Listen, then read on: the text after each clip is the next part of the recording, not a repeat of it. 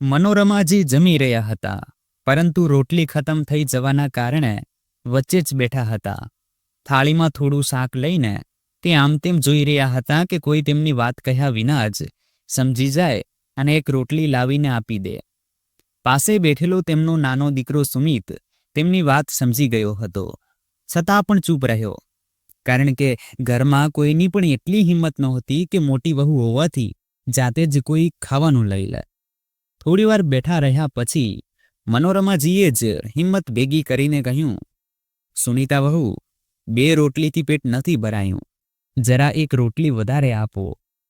એટલું સાંભળતા જ સુનીતા કઠોર અવાજમાં બોલી, બસ બસ માજી, તમારી તબિયત પહેલેથી જ ખરાબ રહે છે. 2 રોટલી તમારા માટે ઓછી નથી, જેટલું ગાધું એટલું બહુ છે. આ સાંભળીને મનોરમાજી પાસે બેઠેલા તેમના મોટા દીકરા સંજય તરફ આશા ભરી નજરે જોવા લાગ્યા કે કદાચ તે કંઈક બોલશે, પણ સંજય તો એવી રીતે ખાવામાં જ ઝૂકેલો હતો જાણે તેણે કોઈ વાત સાંભળી જ ન હોય. આ જોઈને મનોરમાજી કંઈ બોલ્યા નહીં અને હાથ લૂછીને ઊભા થવા લાગ્યા.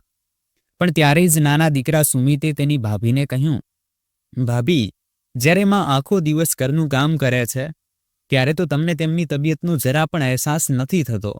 તમને ખબર પણ છે, જો માં ભૂખ્યા રહેશે તો પછી આખી રાત તેમને ઊંઘ નહીં આવે, એટલે તમે તેમને 1 રોટલી વધારે આપી દો. એટલું સાંભળતા સુનીતા ચીસ પાડીને બોલી, તું વધારે માનો લાડકો ના બનીશ. આ ઘરમાં જે કંઈ થઈ રહ્યું છે તે મારી આંખોથી છુપાયેલું નથી. તમે બંને માં દીકરા મફતની રોટલીઓ તોડો છો. તમારા ભાઈ કેટલી મહેનત કરે છે તેનો તો તમને અહેસાસ જ નથી. તમે હજી સુધી નોકરી શોધવામાં નિષ્ફળ રહ્યા છો. પહેલાં કંઈક કામ કરી લો, પછી મોટી મોટી વાતો કરજો. નકામના, નકાજના, દુશ્મન અનાજના. ભાભીની વાતો સાંભળીને સુમિતને ખૂબ ખરાબ લાગ્યું, પણ છતાં પણ તે ચૂપ જ રહ્યો. તેણે તેની મા તરફ જોયું તો મનોરમાજી પણ ભીની આંખોથી તેની સામે જોઈ રહ્યા હતા. તેને તેની માની ભૂખ સહન ન થઈ, એટલે તેણે પોતાની થાળીમાંથી 1 રોટલી ઉપાડીને મનોરમાજીની થાળીમાં મૂકતા કહ્યું, માં, તમે આ રોટલી ખાઈ લો. આજે હું 1 રોટલી જ ખાઈ લઈશ. આ જોઈને સુનીતા વધારે ગુસ્સામાં આવી ગઈ. તેણે મનોરમાજીની થાળીમાંથી તે રોટલી ઉપાડીને ફર્શ પર ફેંકતા કહ્યું, તને મારી વાત સમજમાં નથી આવી? જ્યારે મેં કહ્યું કે વધારે ખાવાનું નથી આપવાનું તો મતલબ નથી આપવાનું. હવે રહો તમે પણ ભૂખ્યા. મોટા આવ્યા હતા માના ચમચા. આ સાંભળીને સુમિતની આંખોમાં પણ આંસુ આવી ગયા. તેણે તેની ભાભીને કહ્યું, ભાભી, તમારામાં તો માનવતા નામની કોઈ વસ્તુ જ નથી. કોઈ કોઈની થાળીમાંથી આવી રીતે રોટલી ઉપાડીને ફેંકે ખરું? સુમિતનું એટલું કહેવું હતું કે તેના મોટાભાઈ સંજયે તેને ગુરકીને કહ્યું, તારી ભાભીની માફી માંગ. સુમિત તરફડીને બોલ્યો, ભાઈ, જ્યારે ભાભી મા સાથે અન્યાય કરી રહ્યા હતા ત્યારે તો તમે મૂંગા બહેરા બનીને બેઠા હતા, અને હવે અચાનક તમને અહેસાસ થઈ ગયો કે કંઈક ખોટું થઈ રહ્યું છે.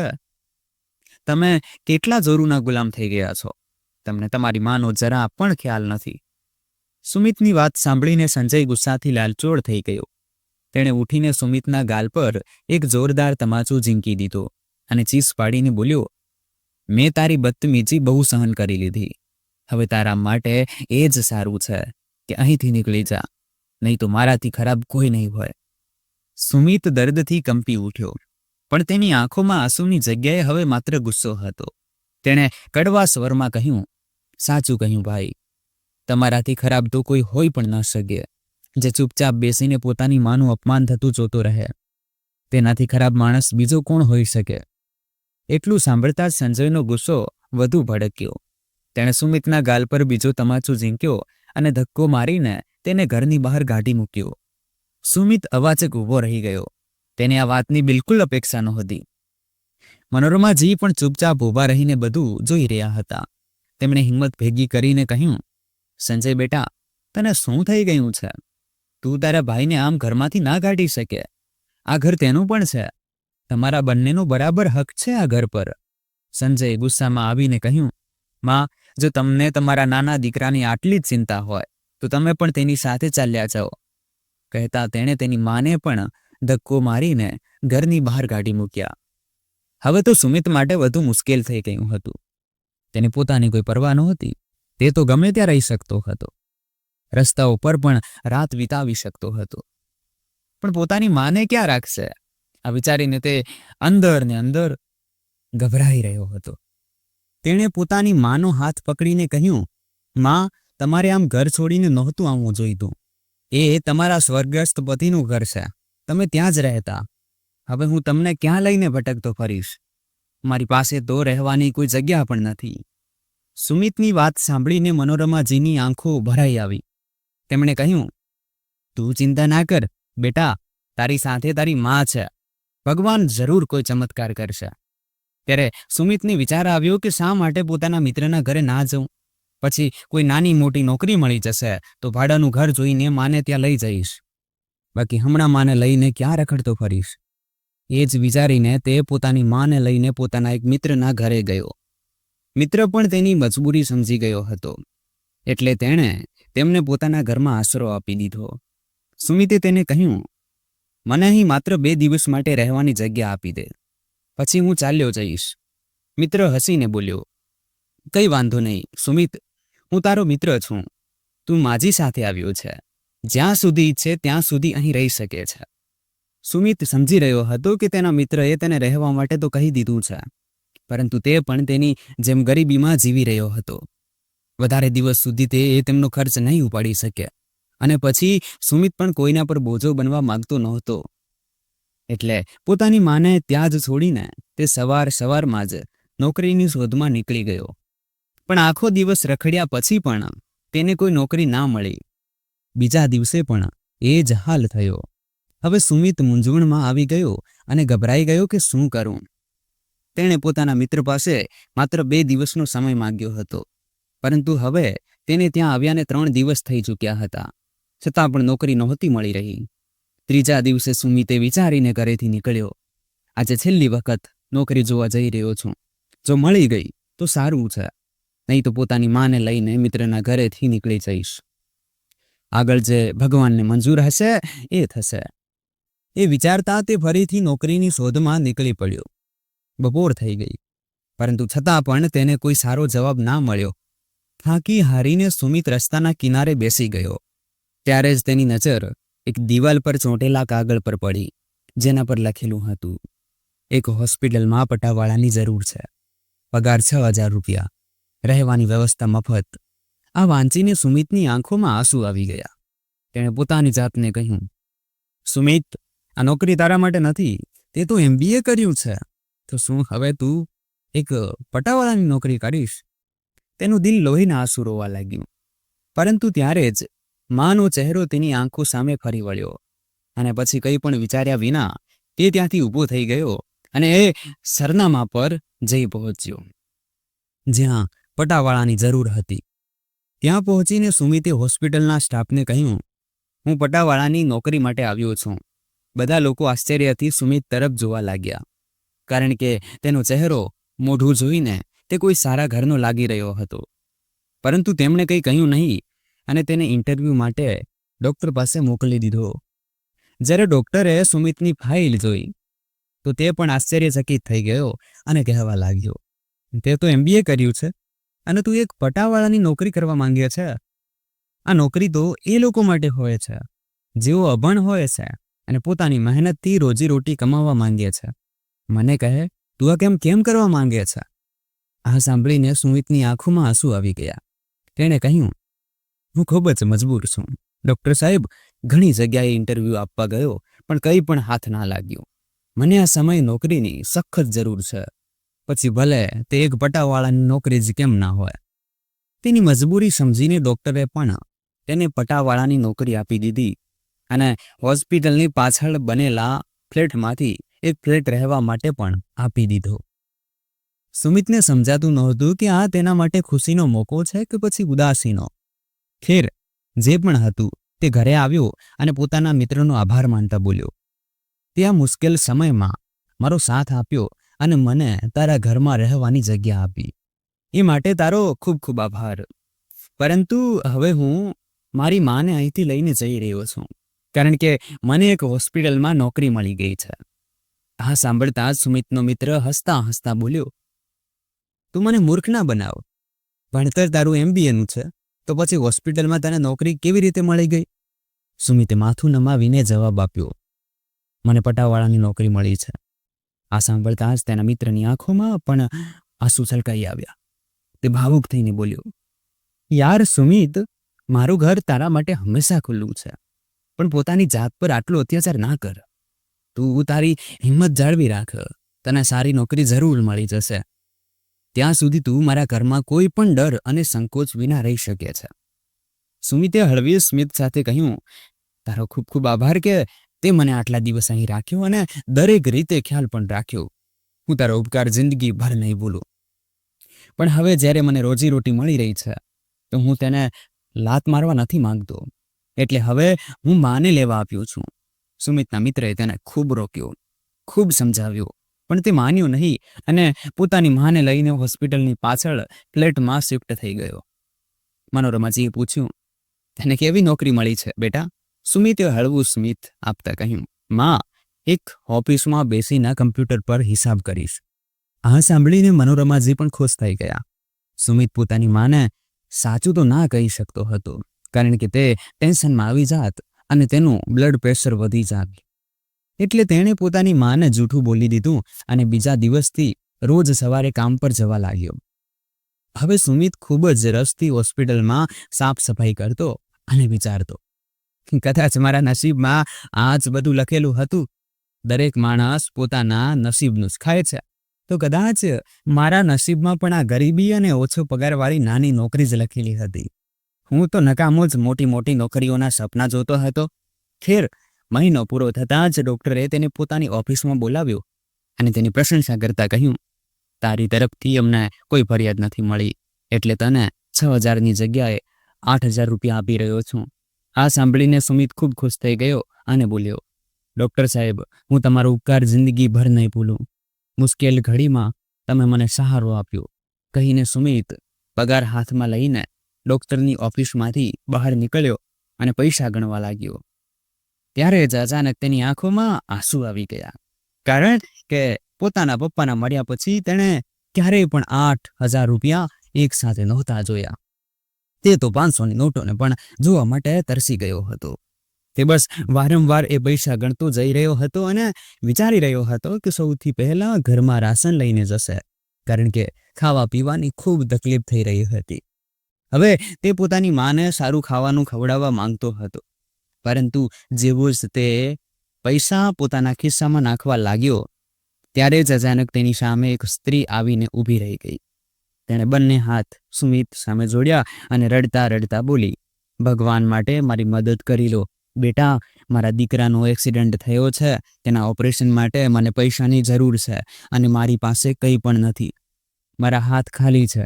જો હું એ કહું કે ભગવાન સિવાય કોઈ મારા બાળકની જિંદગી બચાવી શકે છે તો તે માત્ર પૈસા જ છે. પૈસા વગર મારો દીકરો બચી નહીં શકે. એ સ્ત્રીના ચહેરા પર આવી લાચારી જોઈને સુમિતનું દિલ બેસી ગયું. તેણે કંઈ પણ વિચાર્યા વિના જ એ 8,000 રૂપિયા એ સ્ત્રીના હાથમાં મૂકી દીધા અને બોલ્યો, હું ભગવાનને પ્રાર્થના કરીશ કે તે તમારા બાળકને બચાવી લે.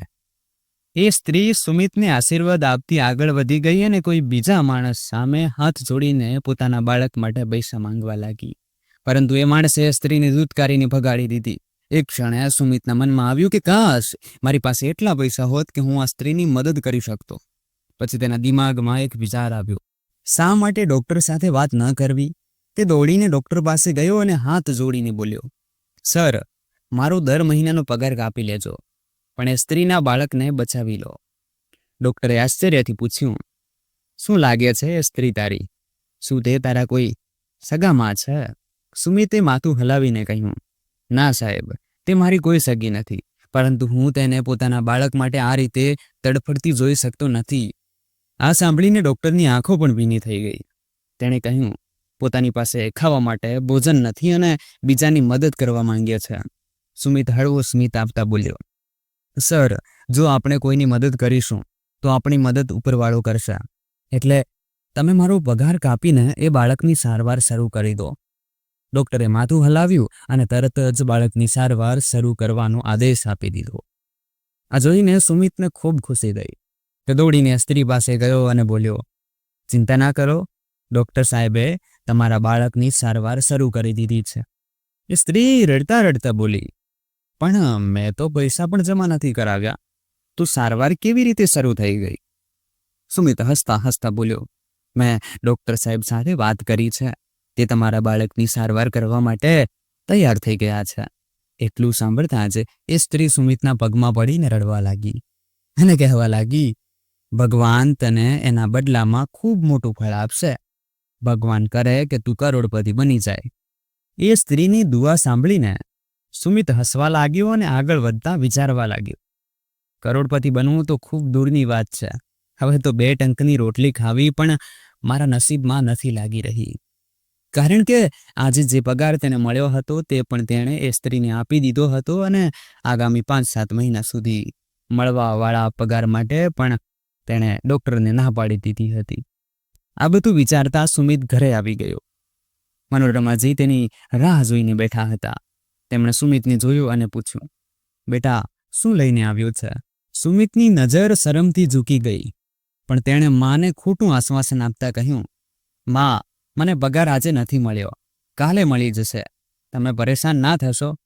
મનોરમાજીએ તેની તરફ જોયું અને કંઈ પણ કહ્યા વિના સૂકી રોટલી અથાણા સાથે ખાવા લાગ્યા. આ જોઈને સુમિતનું દિલ તૂટી ગયું, પણ તે કરી પણ શું શકતો હતો? તે ખાવાનું ગાધા વિના જ પથારીમાં સૂઈ ગયો. મનોરમાજીએ સુમિતની ચિંતા પારખીને કહ્યું, બેટા, ચિંતા ના કર, ભગવાન આપણને ઘણું બધું આપશે. તું ખાવાનું તો ખાઈ લે. સુમિતે ઊંડો શ્વાસ લીધો અને બોલ્યો, માં, આ ખોટું આશ્વાસન ના આપો. ભગવાન આપણને કંઈ નહીં આપે. આપણે બંને આમ જ જિંદગી વિતાવી દઈશું. મનોરમાજીએ પ્રેમથી સમજાવ્યું, ના બેટા, એવું ના બોલ. ભગવાનના ઘેર દેર છે, અંધેર નથી. તેઓ વાતો કરી જ રહ્યા હતા કે અચાનક દરવાજા પર કોઈએ ટકોરા માર્યા. સુમિત ઊભો થયો અને દરવાજો ખોલ્યો. સામે 2 અજાણ્યા માણસો ઊભા હતા. સુમિતે આશ્ચર્યથી પૂછ્યું, આપ લોકો કોણ છો? હું તમને નથી ઓળખતો. તેમાંથી એક માણસ હસીને બોલ્યો, ચિંતા ના કર, ભલે તું અમને ના ઓળખતો હોય, પણ અમે તને ખૂબ સારી રીતે ઓળખીએ છીએ. એમ કહેતા તેણે સુમિતના હાથમાં એક ચાવી અને કેટલાક કાગળો પકડાવ્યા અને કહ્યું, આ તારા માટે એક સરપ્રાઈઝ છે. ઘરે જઈને આરામથી આ પત્ર વાંચજે. એટલું કહીને તેઓ ત્યાંથી ચાલ્યા ગયા. સુમિત હેરાન હતો. તે અંદર આવ્યો તો મનોરમાજીએ પૂછ્યું, બેટા, દરવાજા પર કોણ હતું અને આ તારા હાથમાં શું છે? સુમિતે ચિંતિત સ્વરમાં કહ્યું, માં, 2 અજાણ્યા માણસો મને આ પેપર આપી ગયા છે અને કહી રહ્યા હતા કે મારા માટે એક મોટું સરપ્રાઈઝ છે. મને પોતાને પણ નથી ખબર કે એમાં શું લખ્યું છે. હમણાં જોઉં છું. એમ કહેતા સુમિતે એક કાગળ ખોલ્યો અને વાંચવા લાગ્યો. પત્રમાં લખ્યું હતું, મિસ્ટર સુમિત, મેં આજે તમને સિટી હોસ્પિટલમાં જોયા. તમે ત્યાં એક પટાવાળાની નોકરી કરી રહ્યા છો, પરંતુ આજે મેં જોયું કે પગાર મળતા જ તમે એક ગરીબ સ્ત્રીની મદદ કરી. પછી ડૉક્ટર સામે આજીજી કરીને એ સ્ત્રીના બાળકની સારવાર માટે હાથ ફેલાવ્યા. જ્યારે મેં આ બધું જોયું તો હું ખૂબ પ્રભાવિત થયો. મેં વિચાર્યું કે તમારા વિશે જાણકારી મેળવવી જોઈએ. જ્યારે મેં ડૉક્ટરને પૂછ્યું તો ખબર પડી કે તમે એક ભણેલા ગણેલા યુવાન છો, પણ તમારા ભાઈએ તમને ઘરમાંથી કાઢી મૂક્યા. એટલે તમે મજબૂરીમાં એક પટાવાળાની નોકરી કરી રહ્યા છો. કાલે સાંજે આ સરનામે પહોંચી જજો. તમારા માટે એક ખૂબ મોટું સરપ્રાઈઝ છે. ત્યારે તમને ખબર પડશે કે આ ચાવીઓ કઈ વસ્તુની છે. પત્ર વાંચતા જ સુમિત ઊંડા વિચારમાં ડૂબી ગયો. આખરે તેને આ રીતે બોલાવનાર કોણ હોઈ શકે? તેને ડર પણ લાગી રહ્યો હતો, કારણ કે આજકાલ ફ્રોડ ખૂબ સામાન્ય થઈ ગયું છે. મનોરમાજીએ કહ્યું, સુમિત, પત્રમાં એવું શું લખ્યું છે કે તું વાંચીને આટલો પરેશાન થઈ ગયો? સુમિતે તેમને બધી વાત જણાવી. આ સાંભળીને મનોરમાજી પણ ગભરાઈ ગયા અને બોલ્યા, ના ના બેટા, તારે ક્યાંય જવાની જરૂર નથી. ચૂપચાપ તારી નોકરી કરતો રહે. પછી તેમણે તેમના દીકરાના માથે હાથ ફેરવતા કહ્યું, સારું, તો આજે તને પગાર મળી ગયો હતો, પણ તે બધી રકમ એ સ્ત્રીને આપી દીધી. સુમિતને લાગ્યું કે હવે માં તેને ખીજાશે, પણ મનોરમાજીએ તેનું માથું પંપાળતા કહ્યું, મને મારા દીકરા પર ગર્વ છે. આજે તે ખરેખર મારું દિલ ખુશ કરી દીધું. તેમણે ઊંડો શ્વાસ લેતા કહ્યું, હું હંમેશા વિચારતી હતી કે કદાચ મારા ઉછેરમાં કોઈ કમી રહી ગઈ હતી, જે કારણે તારા ભાઈએ આપણી સાથે આટલો ખરાબ વ્યવહાર કર્યો. પણ આજે મને ખાતરી થઈ ગઈ છે કે મારા ઉછેરમાં કોઈ કમી નહોતી. આ તો સંજય અને તેની પત્ની સુનીતાની નિયત જ ખરાબ હતી. ભગવાનનો આભાર છે કે મારો એક દીકરો ગરીબોની મદદ કરવાનું જાણે છે. પોતાની માની વાતો સાંભળીને સુમિત હસી પડ્યો અને સૂવા માટે ચાલ્યો ગયો. બીજી સવારે તે ઉઠીને પોતાના કામે ચાલ્યો ગયો. તેનો ઈરાદો એ સરનામે જવાનો નહોતો, કારણ કે તેને ડર લાગી રહ્યો હતો કે જો એ લોકોએ તેની સાથે કંઈક ખોટું કર્યું તો તેની માનું શું થશે. તે હોસ્પિટલમાં સફાઈ કરી રહ્યો હતો, પણ તેનું ધ્યાન વારંવાર એ પત્ર તરફ જઈ રહ્યું હતું. તે વિચારવા લાગ્યો, શું ખબર જો હું ત્યાં જાઉં તો ખરેખર કોઈ મોટી સરપ્રાઈઝ મળી જાય. જરૂરી તો નથી કે દરેક સાથે છેતરપિંડી જ થાય.